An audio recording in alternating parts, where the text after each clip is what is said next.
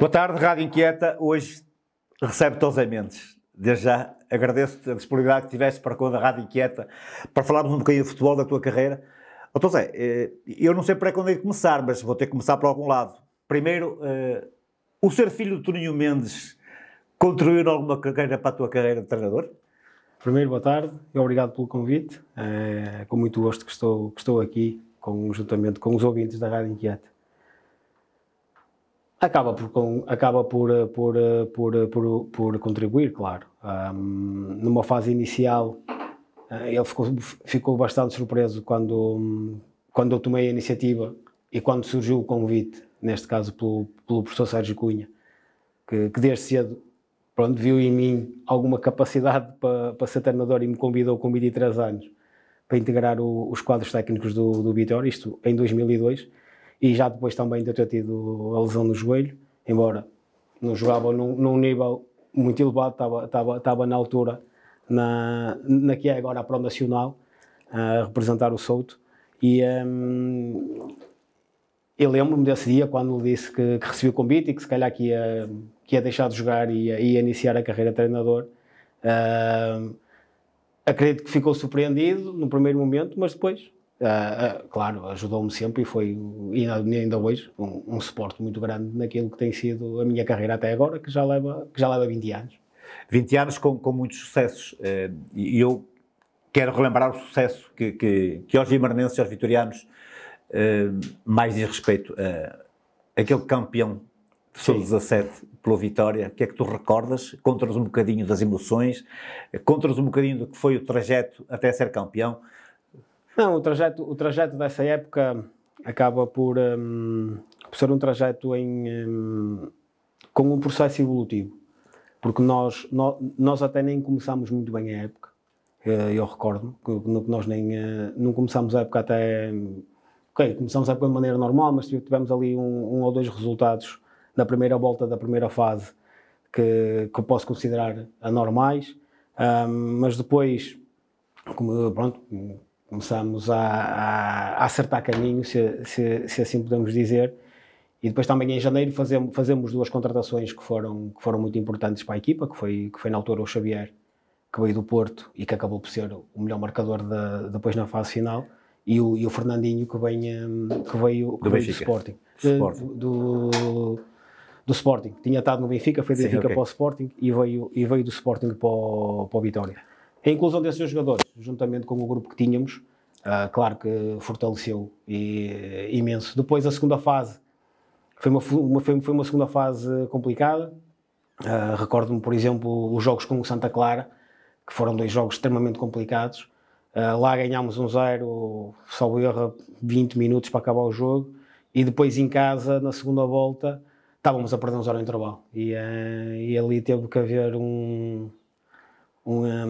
tiveram que encarar um Tozé diferente naquela época, porque realmente só demos a volta àquele jogo pelo querer e pela vontade e pelo desejo de ganhar. Recordo-me que foi um golo mesmo no último minuto, um golo de cabeça do Denis Martins, resultante de um livre lateral, e acabámos depois por assegurar a passagem à fase final num jogo em casa, ao Braga, em que ganhámos 2-0.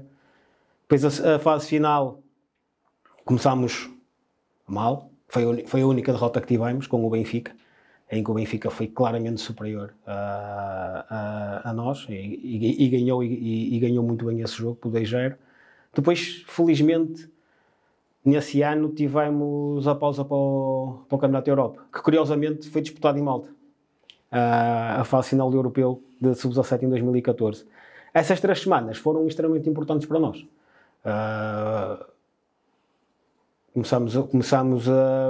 Delineamos uma linha de trabalho, tivemos tempo para trabalhar, claro.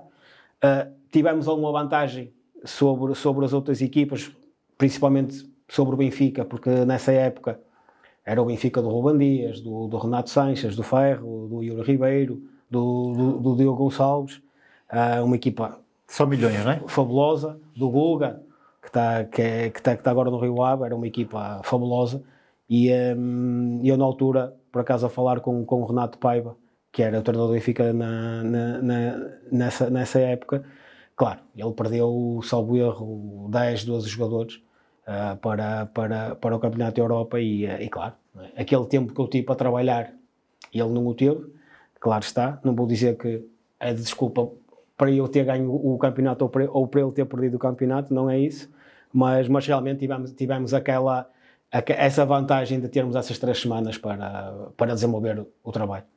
José, depois há um trajeto também dentro do Vitória, com equipas de escalão superior. Como é que tu te foste adaptando a treinar sucessivos escalões, diferentes mentalidades, diferente qualidade, diferente abordagem dos jogadores ao jogo? Como é que tu te foste adaptando a essas situações? Isso foi aquilo que eu considero uma grande vantagem na minha formação como treinador. Eu trabalhei em todos os escalões no Vitória. Eu iniciei no Sub-13 como treinador principal, fiz 2 épocas, depois fiz... Cara, jogadores diferentes. Sim, mentalidades diferentes, mesmo o processo de ensino, E a própria competição treino, diferente. a própria competição, a própria mentalidade do jogador é completamente diferente de nós estarmos a lidar com um Sub-15 ou com um Sub-19, completamente diferente. E eu tive ali 9 anos, antes da minha primeira aventura fora do país, na Arábia Saudita. Eu trabalhei 9 anos sempre como treinador adjunto, desde preparador físico, desde analista de jogo, fiz um pouco de tudo. Polivalente. Que também me ajudou imenso, e aqui destacar 3 pessoas, ou melhor 4, neste caso, o professor Sérgio Cunha pelo convite, por me ter tornado treinador, e depois tenho 3 pessoas dentro do Vitória nesses 9 anos que tiveram um impacto muito grande no treinador que sou, também na pessoa que sou. Aqui, claro, todos os valores que o meu pai e a minha mãe me passaram relativamente ao futebol, os valores que o meu pai me passou, claro está, mas eu tenho 3 pessoas que tenho que referir, que é o Sr. Emílio Magalhães, que foi a pessoa que acreditou em mim depois, porque eu faço os 2 últimos anos do Dr. Pimenta Machado, e é quando entra o Sr. Vítor Magalhães em 2004, e depois há uma reestruturação enorme no departamento de formação, e eu fui um dos poucos treinadores que continuei, e é quando o Sr. Emílio Magalhães me convida para ser o treinador adjunto dele, e fiz 2 anos iniciados com ele, foram os 2 últimos anos dele como treinador. Posso cometer aqui uma confidência, ainda tenho em casa, com muito orgulho, o último apito que ele usou, ainda está lá guardado em casa, um apito verde, curiosamente é verde, mas tenho esse apito e tenho a braçadeira de treinador que ele me ofereceu. São 2 tesouros que eu tenho, eu acho que nunca disse isto a ninguém, mesmo até se calhar ao meu pai, não sei, se calhar ele vai ficar chateado comigo, são 2 que eu considero 2 tesouros que eu guardo, porque o Sr. Emílio Magalhães teve um impacto muito grande naquilo que foi a minha formação, e na altura tinha 24 anos, quando comecei a trabalhar com ele. Depois aparece o Luís Filipe, em que conseguimos fazer 4 anos de excelência, 2 anos juvenis, depois 2 anos nos júniores. Os 2 anos júniores já mais como analista, quando iniciei as minhas funções como analista, muito ainda arcaico, com as câmaras, e depois até que levar a câmara para hoje, casa, né? A fazer a conversão e a deixar o computador ligado toda a noite para fazer a conversão do vídeo.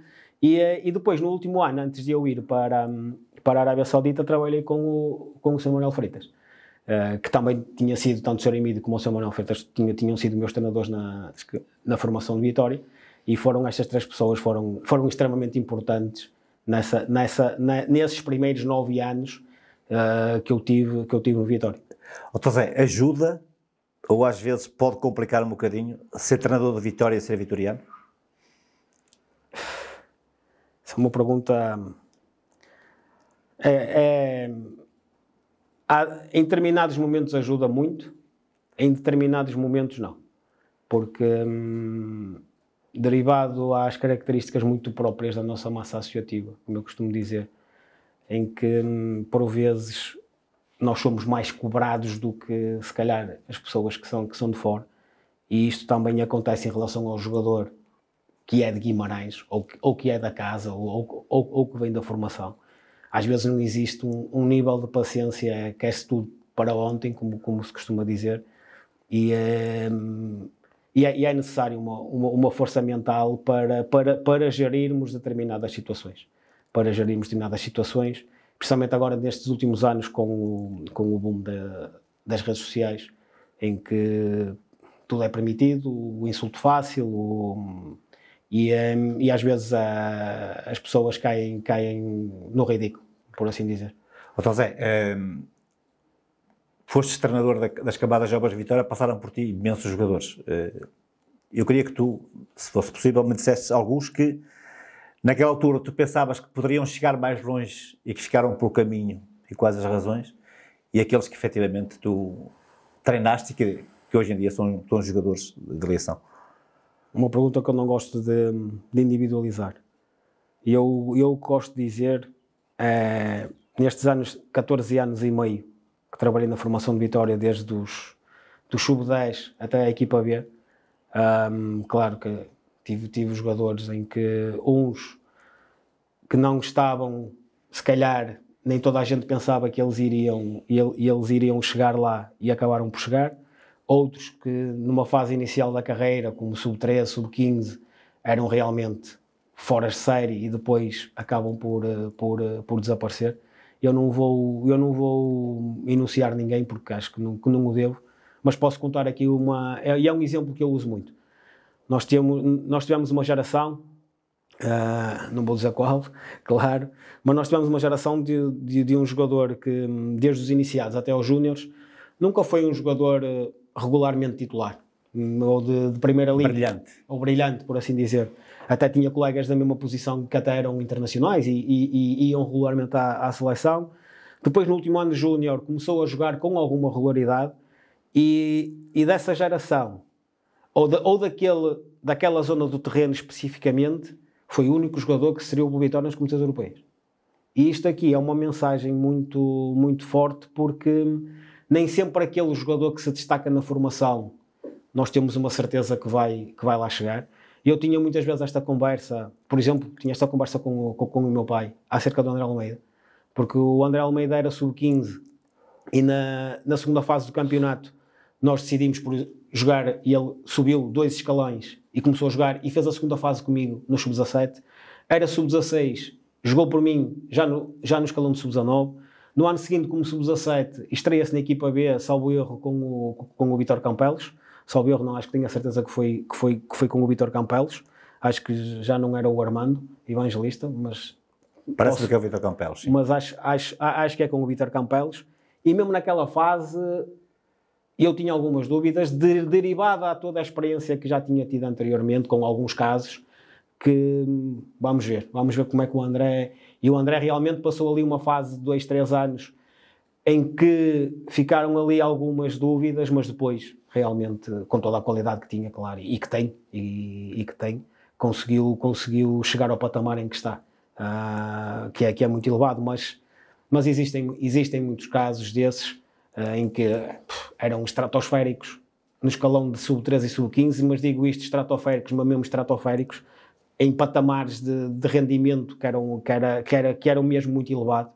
Eu lembro de um caso de escalão de sub-15, nós tivemos o Chelsea. Um mês inteiro, pediram para acompanhar um mês inteiro o treino diário, mesmo o jogo e tudo. E o que é certo é que esse jogador nunca chegou ao patamar em que ele que se calhar pretendia, ou que ele pretendia, e que eu também poderia imaginar que ele iria atingir, como tivemos este caso do exemplo que eu expliquei, que foi um miúdo com uma perseverança enorme, com ética de trabalho, nunca teve caras feias, mesmo jogando ou não jogando, estava lá para trabalhar diariamente e estreou-se no Dom Afonso Henriques num jogo de competições europeias. Estreou-se, jogou pelo Vitória, não foi esse o jogo de estreia dele, mas jogou pelo Vitória nas competições europeias do Dom Afonso Henriques. Então, nos teus inícios de treinador não existia o sub-23. É um escalão que é recente. Que valor é que tu dás a esta nova competição numa fase intermédia entre os sub-19 e os séniores? O escalão sub-23 depende muito daquilo que seja o projeto do clube. Embora eu agora, o escalão, o nível competitivo do sub-23 neste momento baixou, mas baixou por uma medida que, na minha opinião, que eu não concordo, que a Federação tomou, porque os 2 primeiros anos de... Desculpa lá interromper-te, e eu depois ia-te acrescentar, até porque os campeões foram o Estoril em 2 anos, e este ano, recentemente, o Aves o primeiro ano. O Estrela da Amadora, não tem sido nem Benfica, nem Sport, nem Vitória, nem Braga. Não, porque isso tem muito a ver com o projeto de cada equipa, que já vou lá. Em relação ao quadro competitivo neste momento, é um quadro competitivo que eu não concordo muito, porque os 2 primeiros anos, realmente, a Liga Revelação teve um boom fantástico, porque era disputada por um só campeonato, ou em todo o país, se assim podemos dizer. Nestes últimos anos, a Federação optou por criar a Zona Norte e Zona Sul, e eu acho que acabou por decrescer a qualidade do jogo, mesmo a competitividade. Por exemplo, o Vitória, não indo a uma fase final, nunca joga contra o Benfica, contra o Sporting ou contra o Estoril, por exemplo. Nós no primeiro ano e nos primeiros 2 anos fomos à Madeira, jogámos com o Portimonense, jogámos com o Estoril, jogámos com o Benfica, jogámos com o Sporting. Acho que aqui entrando no projeto de clube, depende muito daquilo que o clube quiser fazer. Olhando para o nosso caso, para aquilo que nós fizemos, e logo no primeiro ano, que foi com a geração de 2000, com o Afonso, com o Daniel Silva, na altura, Zé Otará, o André Almeida já estava inserido na equipa B, mas fez bastantes jogos nessa época no Sub-23 também. Nós aí tomámos uma opção de risco, que depois acabou por acontecer aquilo que nós tínhamos posto em cima da mesa que poderia acontecer, que foi o não apuramento da equipa de júniores pela primeira vez para uma fase final. Claro que isto não serve de desculpa, porque o Vitória, claro está, tem que lutar por todos os apuramentos, mas nós nessa época retirámos 8 jogadores da equipa de júniores. Os 8 jogadores que nós entendíamos que já estavam um patamar acima, foi-lhes dada a oportunidade de jogarem regularmente e muito bem, na minha opinião, na equipa Sub-23. Aqui muito bem, que até falo contra mim, porque até era eu o treinador dos júniores nessa época. E, sacrificaste um escalão para beneficiar o outro. Ou beneficiar o crescimento do jogador. Exatamente. Nós ali o clube tomou uma decisão na altura, que é, vamos colocar o jogador à frente do resultado esportivo da equipa. E aconteceu isso. Já tinha acontecido com o André Almeida uns anos antes, quando na altura era o Vasco Gonçalves, o treinador dos iniciados, em que o André estava a fazer uma época fabulosa. E eu recordo-me dele na primeira fase, como médio, já levava 15 ou 16 golos, assim uma coisa, um número muito, muito elevado para um médio centro. E nós chegámos a uma conclusão. Ele aqui já não está a fazer nada, isto aqui já é quase passear no parque. E então, aí sim posso dizer que sacrificamos o Vasco, na altura, e a equipa do Vasco, para potenciar o jogador. E eu acho que é este o caminho. E se nós formos ver agora, desde o Sporting, desde o Benfica, desde o Braga, isto referindo às equipas que têm equipa B e equipa Sub-23, porque as equipas que têm só equipa Sub-23 acaba por ser a equipa B, mas equipas que têm Sub-19, Sub-23 e equipa B, esta flutuação acaba por acontecer de uma forma natural. Mas eu acredito que os melhores tinham que jogar sempre em cima. E depois é uma cadeia, porque se os melhores Sub-19 estão a jogar no Sub-23, os melhores Sub-18 têm que jogar forçosamente no Sub-19, se calhar 1 ou 2 jogadores Sub-17 vão ser incluídos nos Sub-19, e aqui podemos pôr na balança. E eu costumo dizer, e dou sempre este exemplo agora, 4 anos envolvidos, valeu a pena nós não termos apurado. Valeu a pena nós não termos apurado, porque agora vemos o Daniel Silva a jogar na equipa de Vitória, vemos o Afonso a jogar, como tivemos o Otará antes a jogar, como tivemos o Celtan, que veio a meio dessa época jogar para o Sub-23 também, e depois jogou também na equipa B, e é esta a questão que às vezes o sócio comum do Vitória desconhece, porque só está preocupado é o que vem ao resultado, e o que eu acho que é normal, para ser sincero, mas isto também é importante se dizer, porque nós naquele ano sacrificámos a equipa de júniores. Sim, sacrificámos a equipa de júniores. Sacrificámos a equipa de júniores para potenciarmos o jogador. É fácil lidar com as convicções e aquilo que é traçado com aquilo que pode ser a opinião exterior? E a única coisa que estava preocupado nessa época, e que me foi dito desde o início, quando me apresentaram o projeto, eu posso dizer, e o meu pai testemunha, eu nesse ano, antes de aceitar ser treinador dos Júniores Vitória, tive uma reunião no Estoril, para ser o treinador da equipa sub-23 do Estoril, porque o Estoril também ia criar a equipa, e criou a equipa nesse ano, que foi na época de 18-19. E quando me apresentaram o projeto, eu não tive qualquer dúvida. Disse, não, estou aqui, vamos para a frente com isto, porque eu também acredito nisto, eu também acredito que o caminho é a potenciação do jogador. Claro que toda a gente gosta de ganhar, mas nós, em Portugal, estamos num país que nós somos exportadores, e nós temos que colocar na montra o mais rápido possível o nosso produto, se assim o podemos dizer, não é? E só existe essa maneira. Só existe essa maneira é de se calhar sacrificar a nível desportivo o resultado da equipa naquele momento, em detrimento de conseguirmos potenciar 2, 3, nesse ano até foram 8, e pusemos 8 jogadores a jogar no Sub-23. E pronto, passado estes anos todos, e eu sou o primeiro a dizer, e eu fui o responsável pela primeira vez pelo não apuramento de uma equipa de Júniores Vitória para a fase final nestes moldes em que estão o campeonato, que já vai há alguns anos, e valeu a pena? É esta a pergunta que eu deixo sempre. E as pessoas com quem eu falo, não valeu a pena. Mas na altura foi um ano, considero que foi um ano extremamente complicado para mim, de gerir tudo, de gerir o grupo, porque depois as expectativas, depois tivemos momentos em que 1 ou 2 jogadores também baixavam do Sub-23 para jogar nos Júniores, e todas estas flutuações às vezes não é muito fácil, e depois também uma coisa muito importante, hoje em dia o projeto Sub-23 já está completamente enraizado nos clubes, ali era tudo novo para nós, e nós cometemos erros, claro que cometemos erros no primeiro ano, não vou dizer que não. Nem tudo foram rosas, como se costuma dizer, ou nem tudo foi feito da melhor maneira.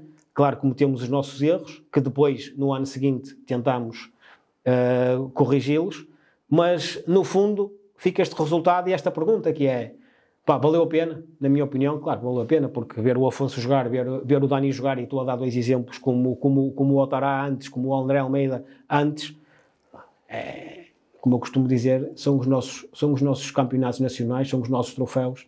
É quando nós vemos os nossos meninos se estrearem no estádio, Dom Afonso Henriques. E muitos mais vão aparecer ainda. A tua carreira, tens 20 anos de carreira, e a tua carreira não é só vitória. Há um momento em que tu abandonas o país, passas a fronteira. Como é que tu tomas a decisão e quais eram as tuas expectativas nessa altura? Na altura foi a época 2011-2012. O convite surgiu por intermédio do Luís Filipe, porque o Luís Filipe tinha saído na época anterior para a Arábia Saudita, para o Al Nassr. Eles ganharam o Campeonato Nacional Sub-17, e ele na altura foi promovido ao Sub-19 e também promovido como coordenador da formação do Al Nassr. E convidou-me para ser o treinador do Sub-17. Claro que na altura foi tudo, não digo que foi tudo a decisão em cima do joelho, mas houve ali algum tempo para maturar a ideia, mas depois foi a decisão que eu tomei. Depois juntámos um grupo fantástico, o Luís Esteves, era o nosso treinador de guarda-redes, que está agora a trabalhar com o Rui Vitória.